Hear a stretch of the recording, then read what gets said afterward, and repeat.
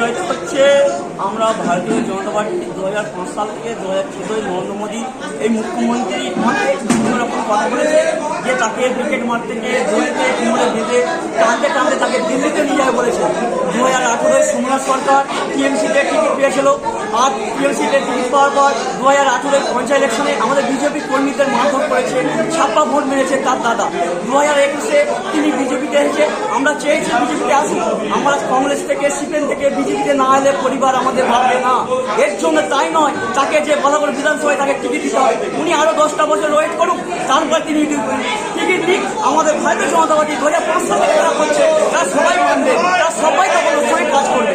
এটাই আমার বক্তব্য। কি করেছে বলা করে আমরা দলকে বিশ্বাস করেছিলাম, বারবার আমরা দলকে বলেছি যে কোনো আমরা অনুরোধ করেছিলাম যে টিএমসি থেকে আসা কোনো মহিলাকে প্রার্থী করবেন না। আমাদের বলাগড় বিধানসভা যতজন অবজারভার গেছে তাদেরকে আমরা রিকোয়েস্ট করেছি যে বাংলা সভা প্রসাদজির পূর্ণভূমিতে আমরা কোনো টিএমসির কোনো প্রার্থীকে খালিমালিপ্ত করতে দেব না। আজকে তার ভাই এখনো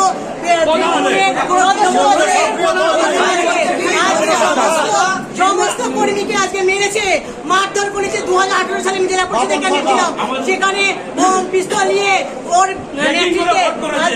ট্রেকিং করে বোধ করেছে। আজকে সেই জায়গা থেকে আমরা কোনো কিছু মানছি না। আর আমার সাথে যারা এসেছে তারা সমস্ত সাধারণ মানুষ নয়, সবাই বুথ শক্তি কেন্দ্রের প্রমুখ, বুথের সভাপতি, বুথ বিএনএ 2, বুথের মন্ত্রী পদের প্রমুখ।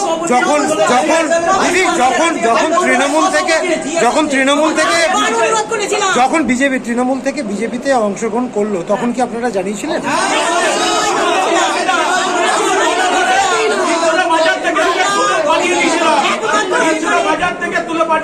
হ্যাঁ, আপনাদের ক্ষোভটা কোন জায়গায়?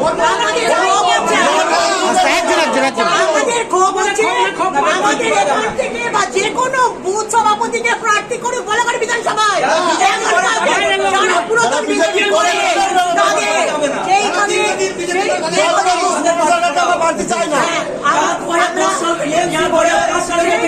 আমরা নরেন্দ্র মোদীর কাছে আমরা অনুরোধ করছি, মোদীজি আপনি সবসময় বলে থাকেন সবকা সাথ সবকা বিকাশ।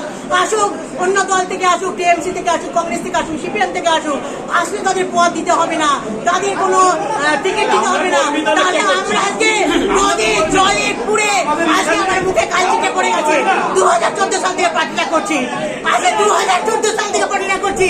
এই রোদের মধ্যে ঘুরে ঘুরে আমার মুখ থেকে কালি পড়ে গেছে। সেই জায়গা থেকে আমরা চাইছি না। আমরা সবাই বিশ্বাস করি নরেন্দ্র মোদীকে দেখবেন, একদিন প্রার্থী ঘুরেছে, এই প্রার্থীকে বসিয়ে দেওয়া হোক, আপনারা ভাবনা চিন্তা করুন, তারপরে আপনাদের আমরা দলে আমরা কাজ করবো।